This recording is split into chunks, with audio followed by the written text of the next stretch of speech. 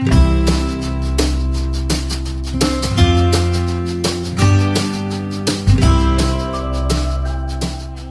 Friends, welcome to my channel Samruddhi Kuch design. ನೋಡಿ, ನಾನು ಇವತ್ತು ನಿಮಗೆ ಗ್ರ್ಯಾಂಡ್ ಡಿಸೈನ್ನ ನಾನು ನಿಮ್ಗೆ ಹೇಳ್ಕೊಡ್ತಾ ಇದ್ದೀನಿ. ಇದಕ್ಕೆ ನಾನು ಯೂಸ್ ಮಾಡ್ತಾ ಇರೋದು ನೋಡಿ, ಇದು ಟ್ರಯಾಂಗಲ್ ಶೇಪು ಮತ್ತು ಟ್ರಯಾಂಗಲ್ ಶೇಪ್ದು ಬೀಡು ಇದೆ, ಮೀಡಿಯಮ್ ಸೈಜ್ದು ಸ್ಮಾಲ್ ಬೀಡ್ಸ್ ಇದೆ.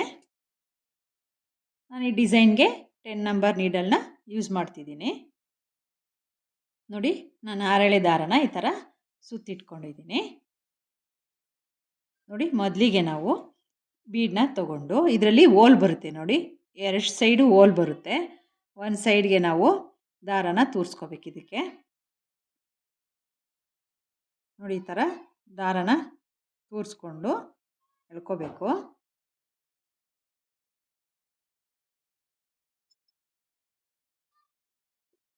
ದಾರನ ಗಂಟು ಹಾಕೋಬೇಕು.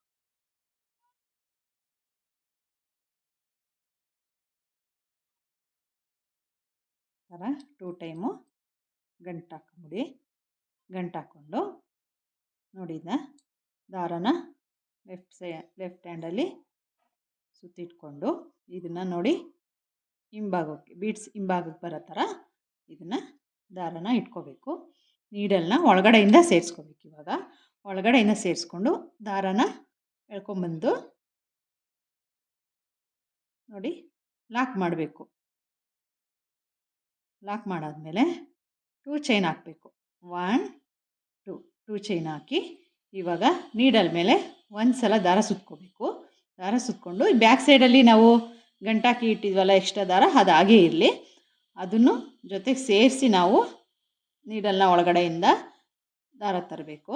ದಾರ ತಂದು ಎರಡರಲ್ಲೊಂದು ಸಲ ಮತ್ತು ಎರಡರಲ್ಲೊಂದು ಸಲ ನಾವು ಡಬಲ್ ಕ್ರೋಶ ಮಾಡ್ಕೋಬೇಕು.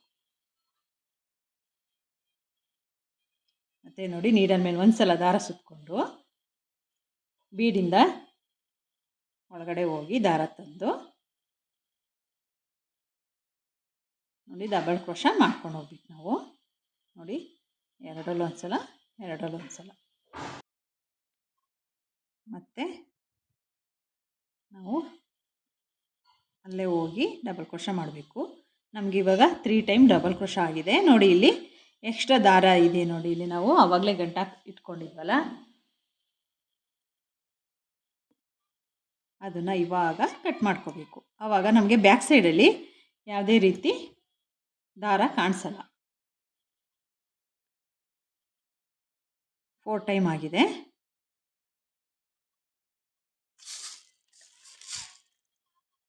5 ಆಯಿತು. 6 7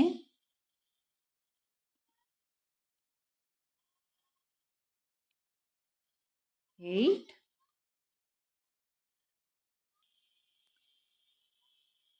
ನೋಡಿ, ನಾವು ಇದೇ ರೀತಿ ಫುಲ್ಲು ನಾವು ಬೀಡ್ಸ್ನ ಒಳಗಡೆನೇ ಹೋಗಿ ಡಬಲ್ ಕ್ರೋಶ ಮಾಡ್ತಾ ಹೋಗಬೇಕು.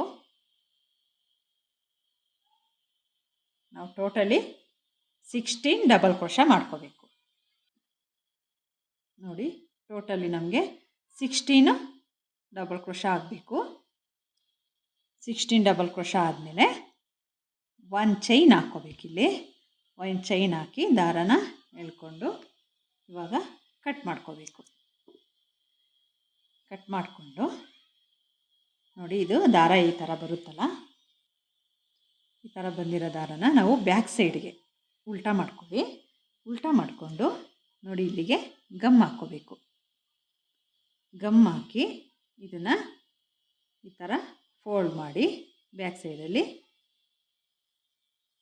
ಎಕ್ಸ್ಟ್ರಾ ಇರುತ್ತಲ್ಲ ದಾರ, ಅದನ್ನು ನಾವು ಕಟ್ ಮಾಡ್ಕೋಬೇಕು.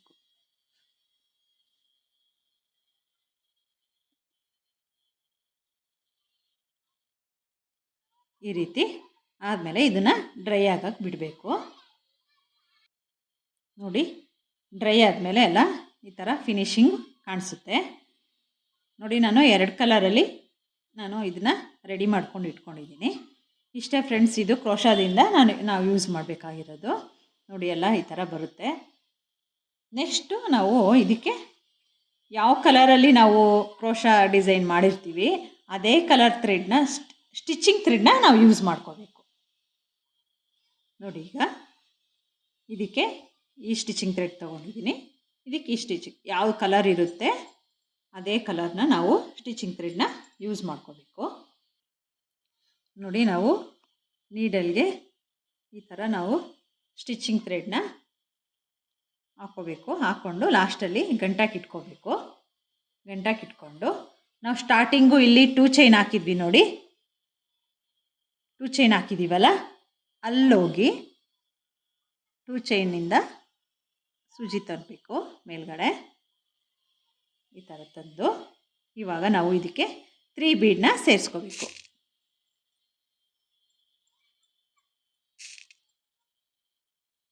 3 ಬೀಡ್ ಸೇರಿಸಿ ಒಂದು ಡಬಲ್ ಕ್ರೋಶ ಬಿಟ್ಟು ನೆಕ್ಸ್ಟ್ ಡಬಲ್ ಕ್ರೋಶಗೆ ಸೂಜಿನ ಒಳಗಡೆಯಿಂದ ತೋರಿಸಿ ಮೇಲ್ಗಡೆ ತರಬೇಕು.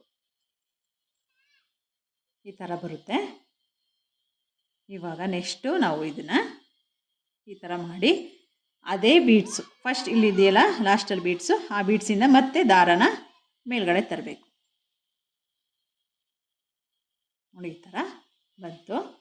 ಇವಾಗ ನಾವು ಸ್ಟಾರ್ಟಿಂಗು 3 ಹಾಕ್ಕೊಂಡಿದ್ವಿ, ಇವಾಗ ಮಾತ್ರ ನಾವು 2 ಸೇರಿಸ್ಕೊಂಡು ಹೋಗ್ಬೇಕು. ಇದಕ್ಕೆ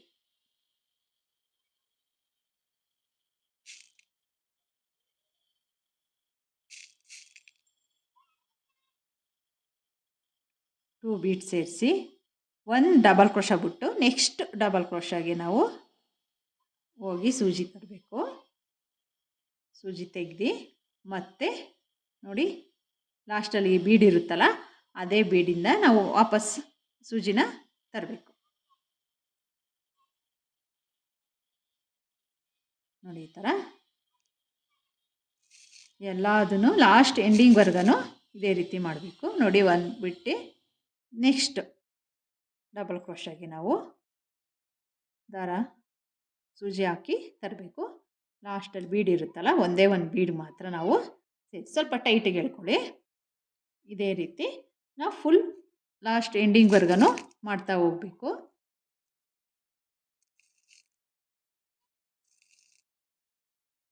ನೋಡಿ ಒಂದು ಡಬಲ್ ಕ್ರೋಶ ಬಿಟ್ಟು ನೆಕ್ಸ್ಟ್ ಡಬಲ್ ಕ್ರೋಶಗೆ ಹೋಗಿ ದಾರ ತಂದು ನೋಡಿ ಮತ್ತೆ ಫಸ್ಟ್ ಬೀಡ್ಸ್ ಇರುತ್ತಲ್ಲ ಲಾಸ್ಟ್ ಎಂಡಲ್ಲಿ ಆ ಬೀಡ್ಸಿಂದ ಮಾತ್ರ ನಾವು ದಾರನ ವಾಪಸ್ ತರಬೇಕು.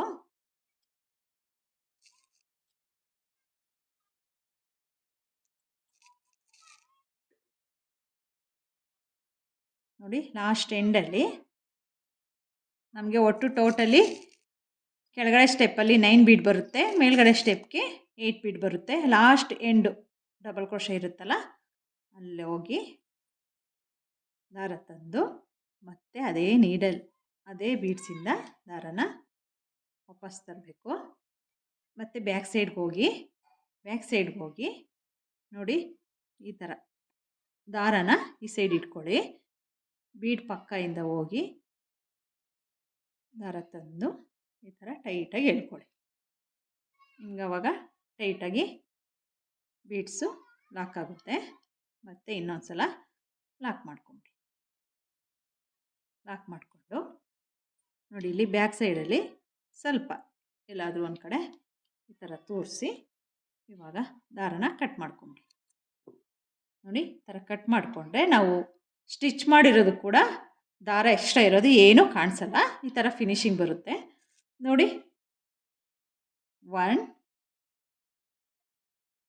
2 3 4 5 6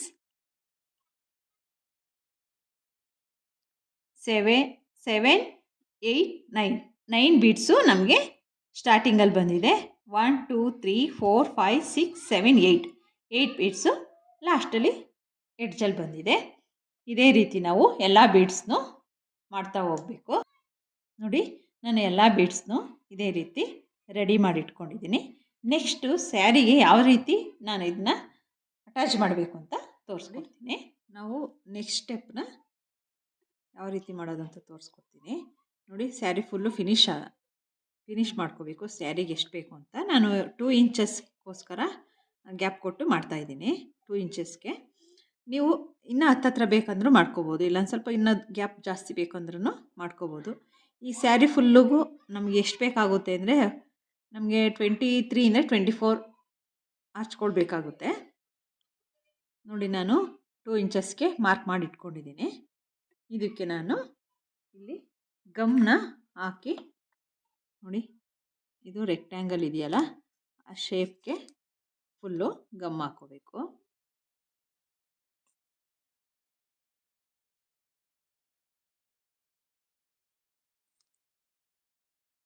ನೋಡಿ ಈ ಥರ ಫುಲ್ಲು ಸ್ಕ್ವೇರ್ ಟೈಪ್ಗೆ ನಾವು ಗಮ್ ಹಾಕ್ಕೊಂಡು ನೋಡಿ ಇಲ್ಲಿ ನಾನು ಮಾರ್ಕ್ ಮಾಡಿದ್ದೀನಲ್ಲ ಅಲ್ಲಿ ಹಾಫ್ ಬರಬೇಕು. ನೋಡಿ ನಾವು ಬೀಡ್ ಹಾಕಿದ್ದೀವಲ್ಲ ಅದು ಬೀಡು ಕೆಳಗಡೆ ಬರಬೇಕು. ಆ ರೀತಿ ನಾವು ಗಮ್ ಹಾಕಿ ಈ ಥರ ಅಂಟಿಸ್ಕೋಬೇಕು. ನೋಡಿ ಈ ಥರ ಗಮ್ ಹಾಕಿ ನೋಡಿ ಈ ರೀತಿ ಫಿಕ್ಸ್ ಮಾಡಬೇಕು. ಸ್ಯಾರಿಗೆ ಫಿಕ್ಸ್ ಮಾಡಿಕೊಂಡು ಇದು ಡ್ರೈ ಆಗೋಕ್ಕೆ ಬಿಡಬೇಕು. ನೋಡಿ ಎಲ್ಲ ಡ್ರೈ ಆದಮೇಲೆ ಈ ಥರ ಕಾಣಿಸುತ್ತೆ. ನೋಡಿ ಇವಾಗ ಫಿಕ್ಸ್ ಆಗಿದೆ. ನಾವು ಏನೇ ಮಾಡಿದ್ರು ಅದು ಯಾವ ರೀತಿಯೂ ಫೋಲ್ಡಿಂಗ್ ಆಗಲ್ಲ. ನೋಡಿ ನೀಟಾಗಿ ಕಾಣಿಸುತ್ತೆ. ಸ್ಯಾರಿ ಯಾವ ಕಲರ್ ಇದೆ ಅದೇ ಕಲರ್ನ ಸ್ಟಿಚಿಂಗ್ ಥ್ರೆಡ್ನ ನಾವು ಇದಕ್ಕೆ ಯೂಸ್ ಮಾಡ್ಕೋಬೇಕು. ನೋಡಿ ಇವಾಗ ಗಂಟು ಹಾಕ್ಕೊಂಡು ಇಟ್ಕೊಂಡಿದ್ದೀನಿ ನೀಡಲ್ಗೆ ಹಾಕಿ. ಇವಾಗ ನಾನು ಅವಾಗೇ ತೋರಿಸಿದ್ನಲ್ಲ ಆ ಥರ ಸ್ಕ್ವೇರ್ ಟೈಪು ನಾನು ಬೀಡ್ಸ್ನ ಯೂಸ್ ಮಾಡ್ತಾಯಿದ್ದೀನಿ ಇದಕ್ಕೆ. ನೀವು ನೋಡಿ ಇದು ಸ್ಕ್ವೇರ್ ಟೈಪ್ ಬೀಡನ್ನ ನಾವು ಈ ಥರ ಮಧ್ಯದಲ್ಲಿ ಬೀಡ್ಗೆ ಇಟ್ಕೋಬೇಕು. ಬ್ಯಾಕ್ ಸೈಡಲ್ಲಿ ಹೋಗಿ ನೋಡಿ ಹೋಲ್ ಎಲ್ಲಿರುತ್ತೆ ಅಲ್ಲಿಗೆ ನಾವು ತೋರಿಸ್ಕೋಬೇಕು. ನೀಡಲ್ ತೋರಿಸಿ ನೋಡಿ ಇದಕ್ಕೆ ಇಲ್ಲಿ ಹೋಲ್ ಇದೆಯಲ್ಲ ಬೀಡ್ಗೆ ಈ ಸೈಡಿಂದ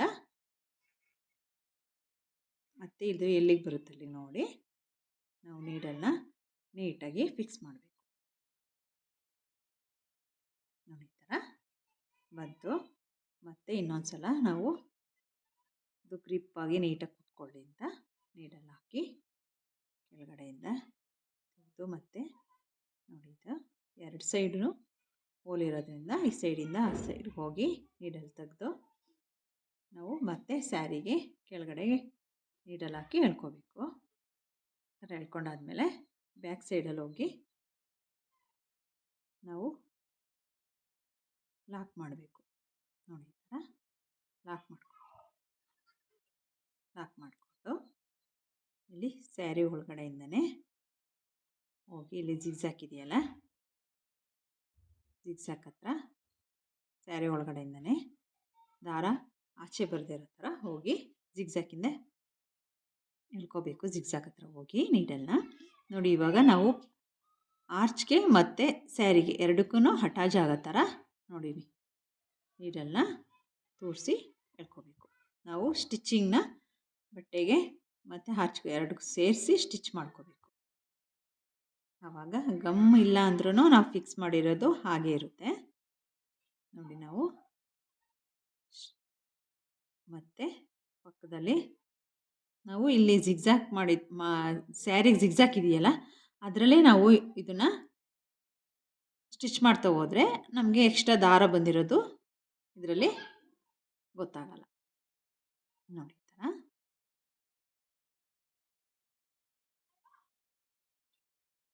ನಾವು ಗಮ್ ಹಾಕಿರೋದ್ರಿಂದ ಸ್ವಲ್ಪ ಟೈಟ್ ಇರುತ್ತೆ.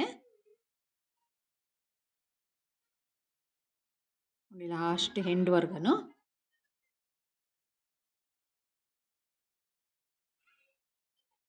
ಅದೇ ರೀತಿ ಮಾಡ್ಕೋಬೇಕು. ಎಂಡಲ್ಲಿ ಲಾಕ್ ಮಾಡ್ಕೋಬೇಕು.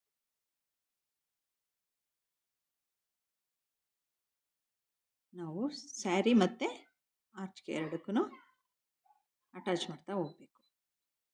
ಈ ಥರ ಆಯಿತು. ಲಾಸ್ಟಲ್ಲಿ ನಾವು ಇಲ್ಲಿ ಜಿಗ್ಜಾಕಿಗೆ ಹೋಗಿ ನೀಡಲ್ ಹಾಕಿ ದಾರ ತೆಗೆದು ಲಾಕ್ ಮಾಡಿ ಮತ್ತೆ ನೋಡಿ ಇಲ್ಲಿ ರಿಟನ್ನು ಜಿಗ್ಜ್ಯಾಗಿಂದನೇ ದಾರನ ಹಿಡ್ಕೊಂಡು ಇವಾಗ ಕಟ್ ಮಾಡ್ಕೋಬೇಕು. ನೋಡಿ ಕಟ್ ಮಾಡಿಕೊಂಡ್ರೆ ಬ್ಯಾಕ್ ಸೈಡಲ್ಲೂ ಕೂಡ ನಮಗೆ ಯಾವುದೇ ರೀತಿ ದಾರ ಉಳ್ಕೊಳ್ಳಲ್ಲ, ನೀಟಾಗಿ ಫಿನಿಶಿಂಗ್ ಬರುತ್ತೆ. ನಾನು ಸ್ಯಾರಿ ಫುಲ್ಲು ಇದನ್ನು ಕಂಪ್ಲೀಟ್ ಮಾಡಿ ನಿಮಗೆ ಯಾವ ರೀತಿ ಸ್ಯಾರಿಗೆ ಕಾಣಿಸುತ್ತೆ ಅಂತ ತೋರಿಸ್ತೀನಿ. ನೋಡಿ ಸ್ಯಾರಿ ಫುಲ್ಲು ನಾನು ಫಿನಿಶ್ ಮಾಡಿದ್ದೀನಿ. ನೋಡಿ ಡಿಸೈನ್ ಈ ಥರ ಬಂದಿದೆ, ತುಂಬ ಲುಕ್ಕಾಗಿ ಕಾಣಿಸ್ತಿದೆ. ಸ್ಯಾರಿಗಂತೂ ತುಂಬ ಗ್ರ್ಯಾಂಡಾಗೂ ಕೂಡ ಬಂದಿದೆ ಈ ಡಿಸೈನು. ನೀವು ಬೇಕಂದರೆ ಇಲ್ಲಿ ಗ್ಯಾಪ್ ಇರೋ ಸೈಡು ಒಂದೊಂದು ಪುಟ್ಟು ಕುಚ್ಚನ್ನ ಸೇರಿಸ್ಕೋಬೋದು ಗ್ಯಾಪ್ ಇರೋ ಸೈಡಲ್ಲಿ. ಈ ಡಿಸೈನ್ ನಿಮ್ಗೆ ಇಷ್ಟ ಆಯಿತು ಅಂದರೆ ಲೈಕ್ ಮಾಡಿ, ಶೇರ್ ಮಾಡಿ. Thank you for watching.